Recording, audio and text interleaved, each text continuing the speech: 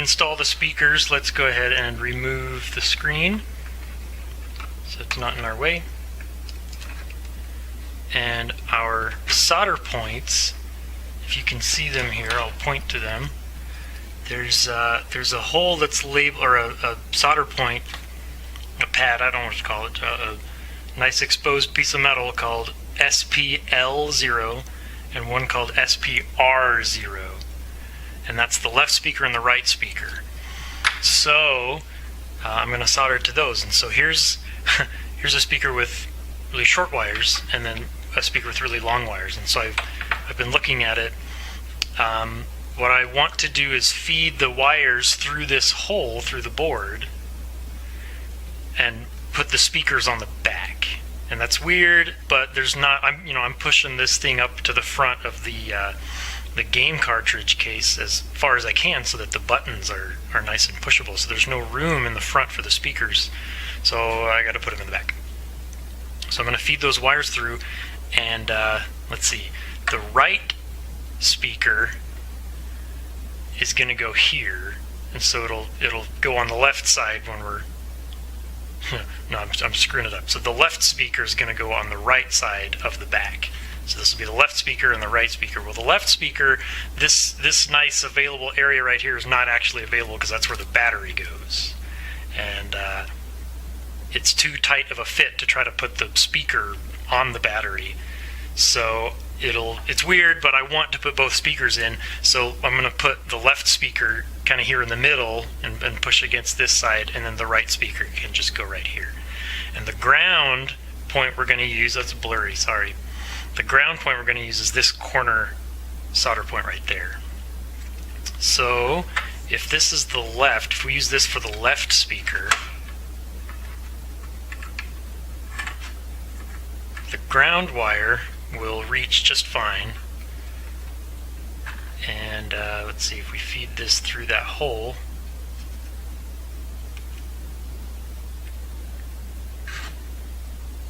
then okay, it'll reach that solder point no problem. So we'll do that for the left speaker. The right speaker, if we put it right here, then the ground the ground wire will reach just fine, but the positive wire won't reach at all. So I'm going to solder an extra wire onto the end of that, and I'm going to demonstrate how easy it is to strip these wires. You can just use your fingernails and pull that insulation right off. So let's see, let me grab a nice vise with an anvil for soldering too. So here's a good wire I can use, and I've cut up a bunch of little bits of solder, and I'm just gonna attach that. Ooh, it sticks. It's a magnet, sticks to the anvil there. That's a good connection. So now we have a nice long positive wire, and I'll insulate that with some hot glue a little later. All right.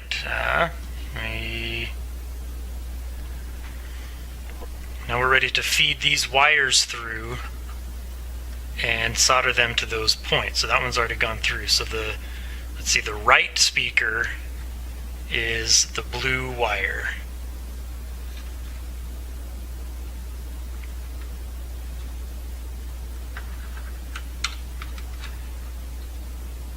And the left speaker is the red one.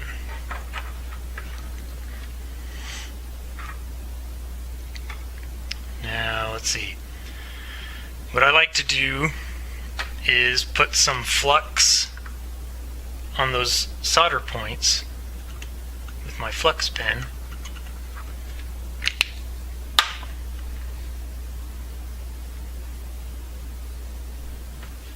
And then just grab a chunk of solder. I just use wire cutters and just cut bits of solder off the end of the solder. And that way I can make sure that I'm not using too much, because we don't have a lot of space, because the screen just comes right up against that. So we just want just a little bit of solder. So I'm going to do the same on the right speaker.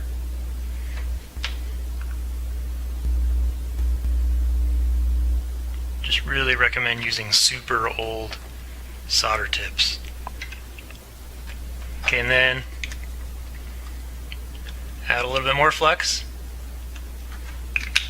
Makes the world go round.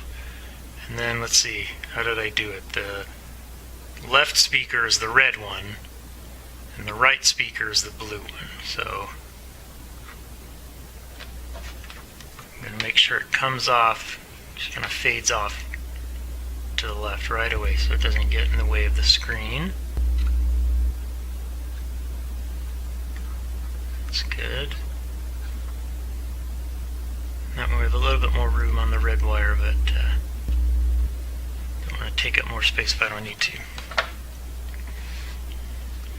Alright. Now we'll pull these through.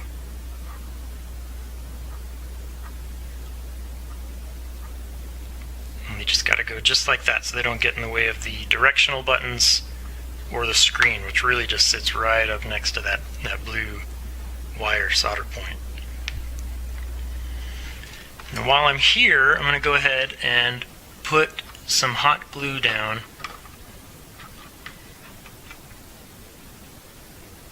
It's already kind of dangling off the edge there, to keep them from wiggling around.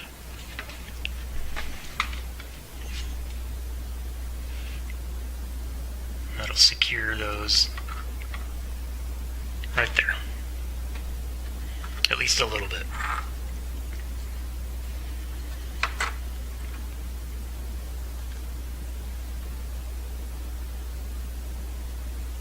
Okay, now then the speaker goes right there, and the ground wire kind of snakes around like this.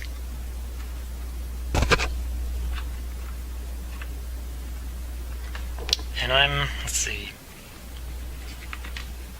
for now, again, I just love to attach stuff temporarily using hot glue, so I'm just going to put a little bit of hot glue and just glue that speaker there so that I know just exactly where it goes. And if it doesn't work out for whatever reason, then I can adjust it.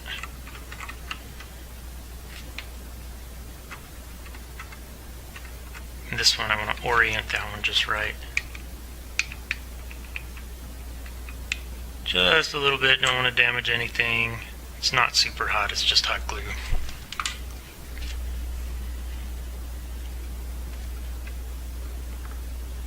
Alright, so let's put some flux on this ground point.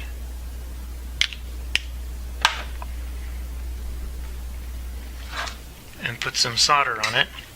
This is a bigger solder point, so I'm not as worried about putting too much on there. Not a lot going here. We'll have to solder the headphone port to this in a little bit, so it's fine to have a nice big glob of solder on there. I like having extra flux. And then let's see, it's a little bit tricky to solder two wires to the same point.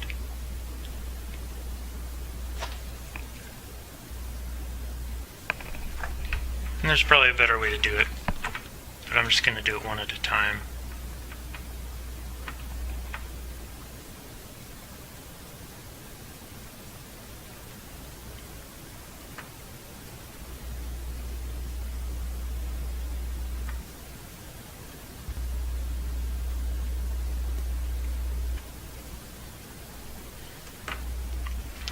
Sorry, I didn't realize my hand was covering everything up. It's just soldering, just basic soldering right there. Okay, so that's great. Now I can kind of snake these wires to where they won't get in the way of the cartridge slot. And I'll go ahead and glue those into place.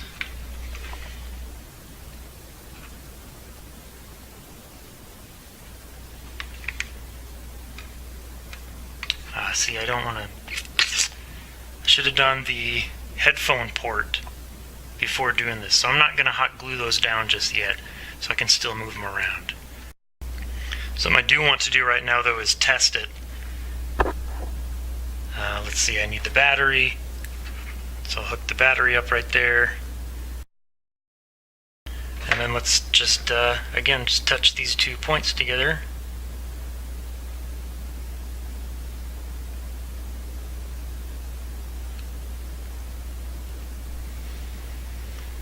Okay, I figured it out, maybe. So the speakers weren't working and I was trying to figure out why, and I remembered that I desoldered the headphone jack, and I did some poking around on it. Here's my continuity tester that has a clamp on one end, so I just clamped a metal screwdriver. And it turns out these 2 points on the headphone jack, hold it so you can see the light, they make contact, but not when there's a headphone, when there's headphones plugged into it. They don't, and it breaks the contact. So I assume that that connection is what allows the sound audio signal to go to the speakers until there's headphones plugged in, and then the signal goes to the headphones. So I figured now's the time to reattach those headphones. I wanted to use this different headphone jack because I think it's prettier than this sort of weird flat layout, and it's got this weird jack that I don't know what it's used for. I don't know if anyone knows what it's used for, and Game Boy Advance games definitely don't use it. So I thought I should put this nice shiny, better looking, tidier headphone jack on there. But the problem is, with some more poking around, I've discovered that this lead goes to the right channel, this one goes to the left channel, there's the ground channel, and these two only exist. They don't actually connect to the jack at all. They only exist to make or break contact when there's headphones in there. And this one is a nice fancy one that has pairs of contacts that are connected when there's no headphones, so that you can route the left and right audio channels through there to the speakers until you plug in the headphones, and then it breaks those connections. And so then these outer leads are what come from the motherboard with the left and right signals, so they just go straight to the headphones. Well, I don't know, without some tinkering with this and modifying it, I don't know of a way to get this to do exactly what this is doing. And so for now, I think I'm just going to have to stick with this one, and I'll just Dremel off this part so that I'm not cutting some big weird rectangular hole for this port that isn't used for anything. I'm not going to rewire it up because it doesn't do anything for the Game Boy Advance. So I'm just going to Dremel that off and use this one.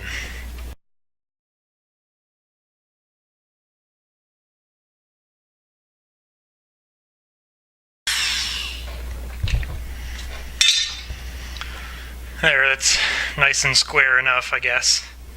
And sure enough, it looks like there's no electrical connection from that weird port side and the actual headphone side. So there's not even a shared ground or anything, looks like. It's just a separate connection that uses the same piece of plastic. So now let's solder some wires. I guess I'll need 5 wires to hook these all back up to the motherboard.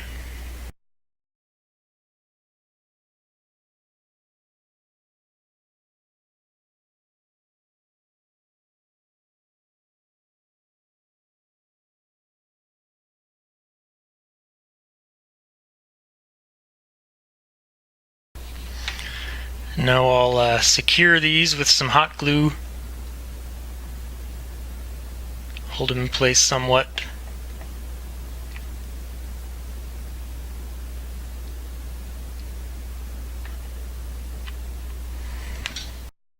And then we'll solder them to the motherboard. I'll add some flux to these points, and you may notice that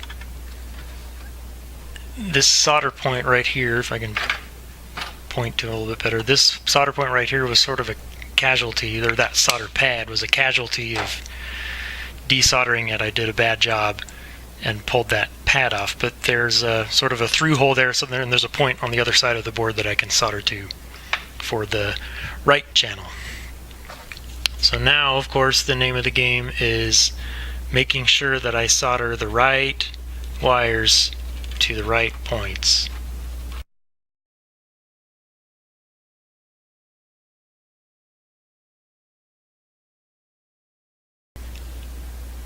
Now it's time for some buttons. We need to work out what we're going to do for the L and R buttons and the power button. It's not really a switch. Again, all we have to do is connect those 2 points for a little bit and let go, and then it's on. So it's more like a button than a switch, so I'm just going to put a button instead of a switch. These L and R buttons are still work, and they're still attached. And I could desolder them and relocate them, but I'm going to go ahead and use new tact switches for a nice new click. I'm going to use these pretty common tactile buttons, tactile switches. You can get them really cheap on eBay in large numbers. There's all kinds of different heights you can do. These ones are pretty shallow, but they'll work just fine. And what I want to do is attach them to these old original Game Boy face buttons, the A and B buttons from the old DMG Game Boy. And I have to hollow out the middle a little bit so that it'll fit better. But I want to attach those. I'm just going to glue them on with super glue. That super glue. Something else you can do, these knockoff Super Nintendo controllers seem to go bad pretty quickly, pretty commonly. And so you can take them apart and use these buttons. These are great, pieces of plastic. You can use them for buttons. For this one, I'm just going to use these DMG ones. And so I'll go ahead and hollow those out. And to hollow them out, I'm going to use a cheap knockoff Dremel rotary tool because it has these great bits that fit better inside this one than they do inside the Dremel. So I'll just use that to hollow out these buttons so that we can fit these tactile switches inside.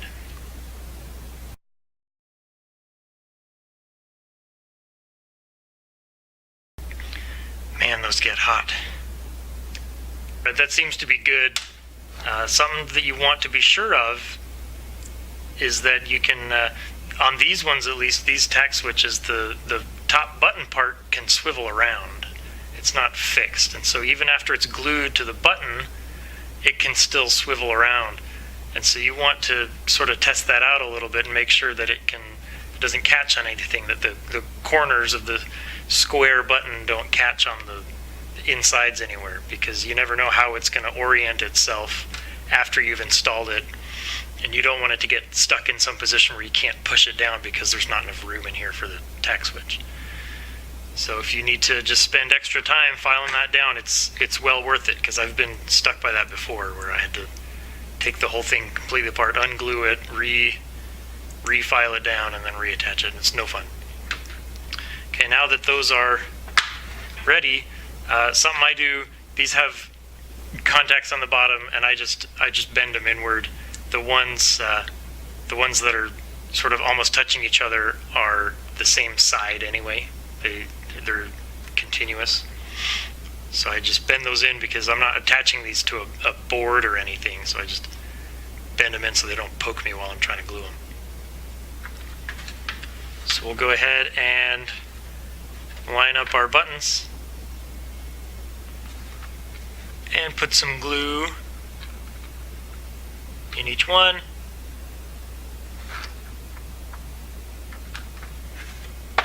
And a tact switch in each one.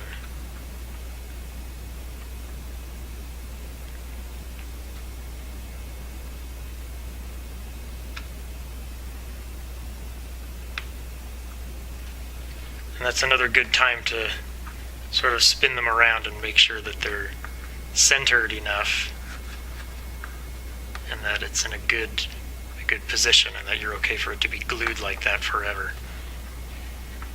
Sorry, my fingers are in the way. But I'm just sort of spinning, pushing the tact switches in so that they're as close as they get, and then spinning the buttons to make sure they don't catch anywhere, and make sure that it's centered. Okay, and then when those are dry in just a little bit, we'll glue some wires to them and attach them to the board.